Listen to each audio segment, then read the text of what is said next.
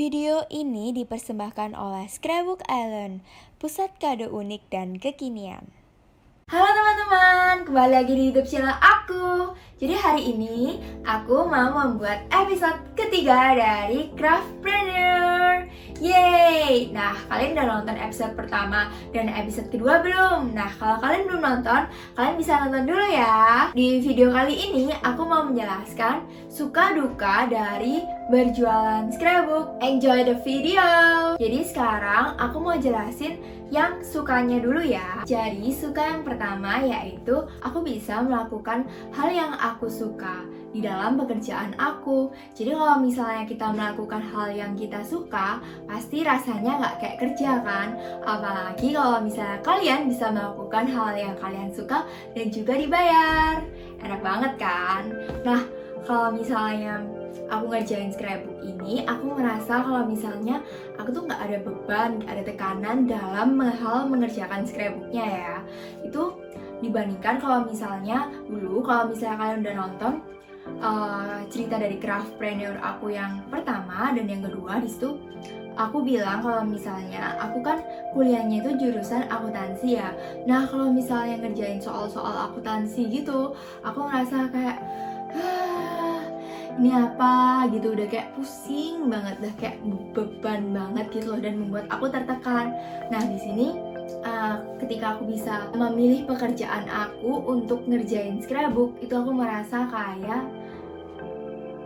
senang aja gitu, nggak tertekan. Yang kedua, aku merasa senang karena dengan berjualan scrapbook ini aku bisa membantu orang lain banyak banget. Dengan cara apa? Dengan cara di sini kan aku punya skill ya, maksudnya punya kemampuan untuk membuat scrapbook, dan scrapbooknya ini kan aku ketika ada orang yang pesan, artinya aku membantu orang tersebut. Misalnya si orang ini pesennya untuk pacarnya. Nah, kan berarti membantu orang ini untuk memberikan hadiah yang spesial untuk pacarnya. Terus bisa jadi kayak misalnya nih pacarnya kayak seneng banget, kan pasti hubungan asmara mereka jadi makin lancar tuh. Terus kayak misalnya, oh iya ada juga misalnya yang ada cowok yang mau nembak ceweknya tapi pakai scrapbook.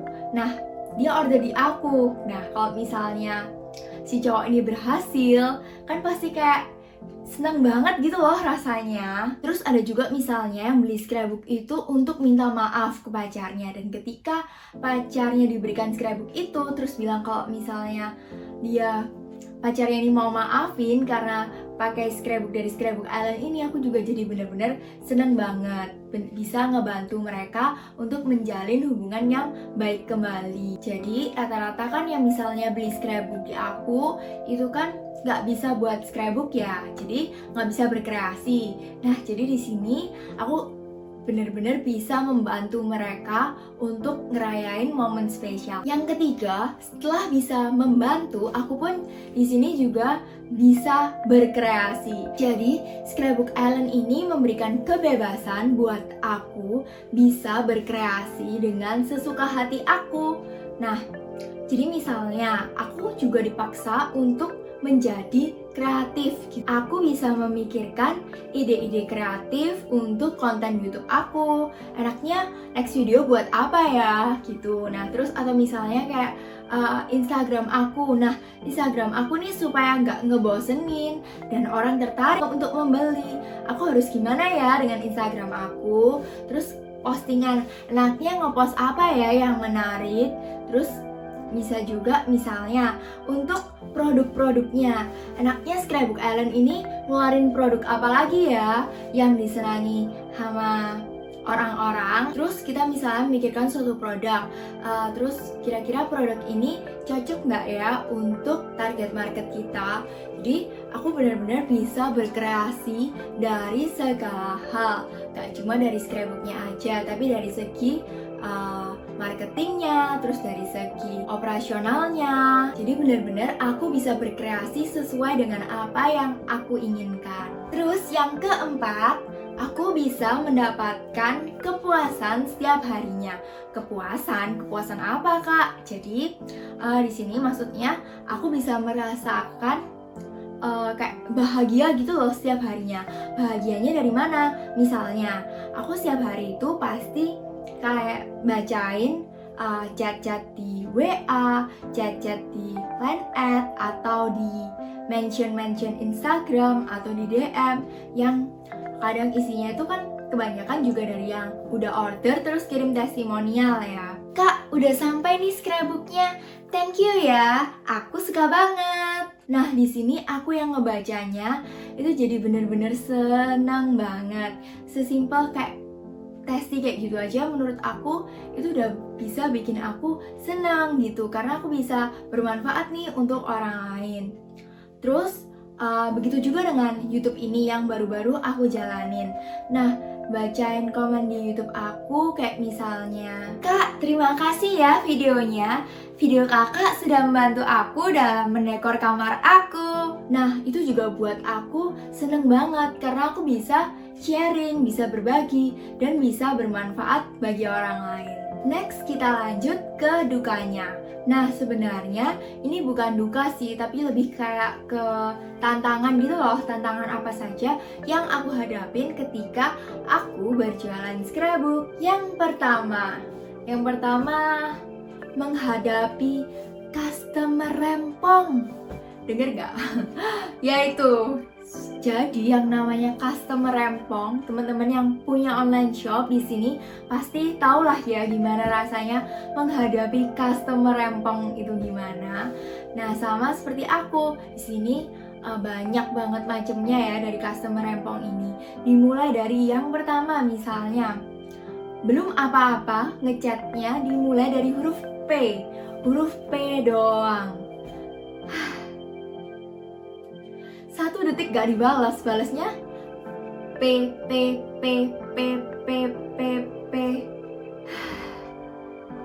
Oke. Terus yang kedua, misalnya, oke, udah deal nih, Kak, aku udah transfer nih. 1 detik kemudian gak dibales, jadinya Kak, kok gak dibales sih? Kak, udah TF nih. Kak, nipu ya?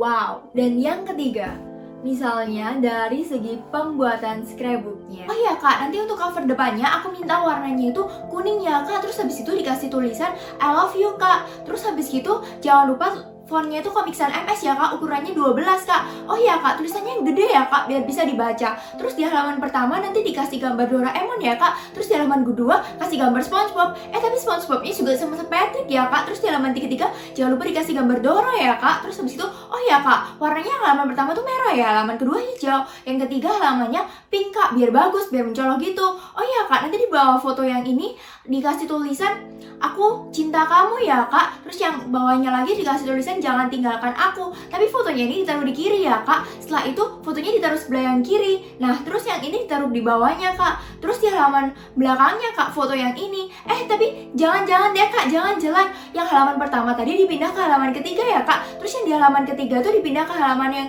keempat Kak, yang tadi. Oh ya Kak, foto yang berdua ditaruhnya di halaman belakang ya Kak. Yang foto aku sendirian taruhnya di halaman pertama. Oh ya Kak, terus habis gitu nanti kalau sudah jadi jangan lupa difotoin ya Kak. Kalau misalnya kakak udah fotoin, jangan lupa waktu kakak packing juga kakak videoin ya Kak. Terus habis itu kalau misalnya kakak udah paketin tuh ke JNE, jangan lupa difoto juga ya Kak. Nah, itu dia tadi tipe-tipe customer rempong yang aku inget sekarang ya.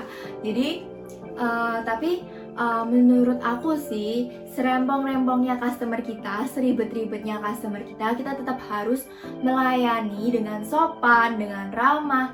Ya meskipun kalau aku kadang bacanya itu udah kayak berapi-api gitu ya, mesti kayak gitu. Tapi mau nggak mau sih, menurut aku kita tetap sopan ya, harus tetap ramah juga.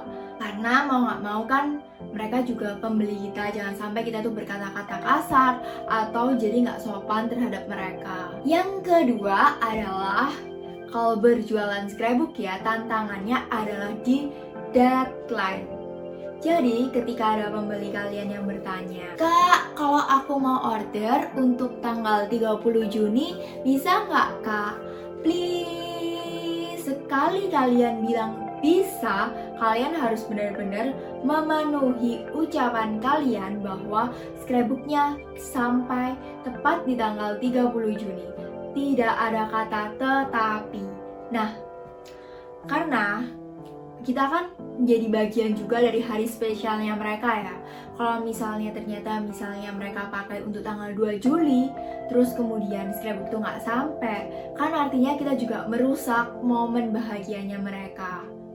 Yang udah diharapin mau ngasih scrapbook ini, tapi ternyata scrapbooknya nggak datang. Termasuk misalnya ketika tiba-tiba kamu sakit, kayak tiba-tiba kamu panas tinggi, terus batuk pilek, udah lemah terkapar, tapi mau nggak mau ketika kalian bilang bisa, kita harus memenuhi apa yang kita ucapkan tersebut. Nah, begitu juga dengan ekspedisi ya. Ekspedisi biasanya kita pakai ada JNE, ada JNT, ada si cepat.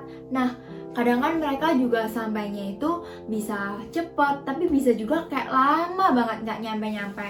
Nah, itu juga harus benar-benar kita perhitungkan dalam menghitung waktu pembuatan.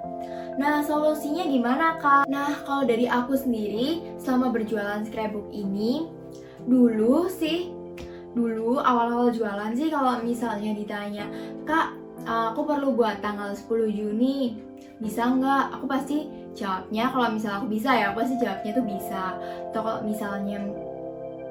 misalnya aku waktu pada saat itu kayak banyak tugas kuliah atau banyak tes di perkuliahan, ya aku jawabnya, maaf Kak, kami sudah full, mungkin kalau Kak bisa order lagi di next time, tapi jangan mepet-mepet ya, gitu.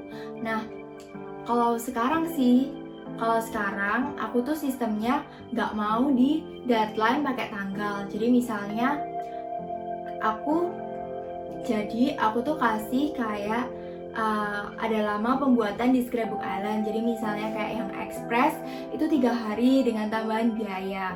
Kalau yang 7-10 hari itu gak ada tambahan biaya. Itu namanya pengerjaannya normal gitu. Jadi kalian bisa menghitung sendiri dengan waktu pembuatan yang aku sediain. Ya kalau kalian perlunya itu kayak besok atau lusa, ya mohon maaf banget, jadwal kita udah bener-bener full gitu. Nah, tapi meskipun dengan aku menyediakan lama pembuatan ini, aku juga harus bener-bener mematuhi. Jadi kayak misalnya aku buat express 3 hari, ya 3 hari harus selesai. Kalau normal 7 hari sampai 10 hari, ya 7 hari sampai 10 hari itu harus selesai. Gak boleh kayak molor-molor gitu. Tapi menurut aku sih selama ini aku cukup berhasil lah dalam memenuhi deadline ini. Jadi kayak hampir ya 99% lah order bisa dikirim sesuai dengan deadline. Dan yang terakhir yang menurutku cukup menantang adalah untuk membawa Scrapbook Island menjadi lebih besar lagi. Jadi kayak bisa berkembang lebih lagi. Misalnya yang pertama dari segi timnya. Dari segi timnya aku benar-benar harus rekrut orang-orang itu yang berkualitas kan. Jadi misalnya tim aku nih yang bagian crafting, bener-bener orang yang harus suka craft. Selain itu pekerjaan mereka pun juga harus rapi, bersih, gak berantakan gitu ngerjakannya. Itu bener-bener sesuatu yang menantang buat aku. Nah, supaya kualitas produk di Scrapbook Island pun bisa tetap terjaga. Terus yang kedua misalnya dari segi produk-produknya, itu juga suatu yang menantang buat aku supaya bisa terus berinovasi dengan produk-produk yang unik, dengan produk-produk yang lain daripada yang lain. Itu juga benar-benar suatu tantangan. Oke teman-teman, sekian dulu ya cerita dari aku. Kalau bagi teman-teman yang punya online shop, boleh nih tulis di kolom komentar apa online shopnya. Ya bisa promosi dikit-dikit. Terus kalian ceritain deh suka dukanya apa sih? Apakah mirip-mirip nih sama kayak aku? Boleh banget, nanti kita saling bertukar pikiran, bertukar pendapat di kolom komentar. Oke teman-teman, sekian dulu ya cerita dari aku. Jangan lupa like, comment, share, dan subscribe. See you in the next video. Bye-bye.